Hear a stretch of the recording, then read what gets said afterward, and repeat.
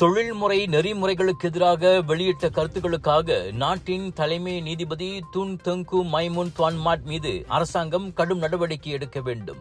அம்னோவைச் சேர்ந்த முன்னாள் மத்திய அமைச்சர் டத்துஸ்ரீ முகமது நஸ்ரி அசீஸ் அவ்வாறு வலியுறுத்தியுள்ளார். துன் தெங்கு மைமுனின் சில கருத்துகள் உலகளவில் மலேசியர்களுக்கு மட்டும் அவமானத்தை தேடி தரவில்லை, மாறாக பிரதமர் டத்துஸ்ரீ அன்வார் இப்ராஹிமின் நற்பெயருக்கும் களங்கம் விளைவித்துள்ளதாக நஸ்ரி குற்றம் சாட்டினார். பிரதமர் நாட்டின் நீதி பரிபாலன துறையில் குறுக்கிடுவது போன்ற தோற்றத்தை ஏற்படுத்தக்கூடிய கருத்துக்களை வெளியிடுவது நாட்டின் தலைமை நீதிபதிக்கு அழகல்ல என நஸ்ரி சொன்னார்.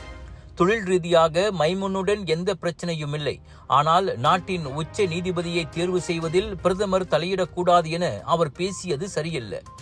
இது நடந்திருக்கவே கூடாது என சட்டத்துறை மற்றும் நாடாளுமன்ற விவகாரங்களுக்கான முன்னாள் அமைச்சருமான நஸ்ரி கூறினார். அதுவும் வெளிநாட்டில் போய் அவர் அப்படி பேசியிருப்பது உலக மக்கள் கண்ணோட்டத்தில் எதிர்மறையாக போய் சேராதா என நஸ்ரி கேள்வி எழுப்பினார். துன் தெங்கு மைமுனின் கருத்தானது மலேசியா என்னமோ சட்ட விதிகளை பின்பற்றாத கவுபாய் நாட்டை போலல்லவா பிரதிபலிக்கிறது.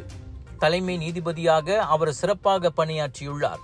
ஆனால் மடானி அரசாங்கத்திற்கு அவப்பெயர் ஏற்படும் வகையிலான கருத்தை அவர் வெளியிட்டிருக்க கூடாது.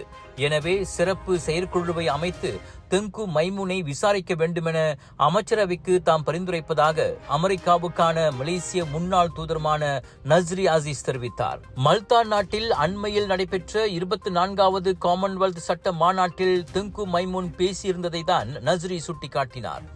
முன்னதாக நாட்டின் தலைமை நீதிபதி நியமனம் உள்ளிட்ட சட்ட விவகாரங்களை மேம்படுத்தும் பரிந்துரைகளையும் ஆலோசனைகளையும் கேட்க அரசாங்கம் தயாராக இருப்பதாக மடானி அரசாங்க பேச்சாளர் டத்து ஃபாமி பாட்ஜில் கூறியிருந்ததும் குறிப்பிடத்தக்கது.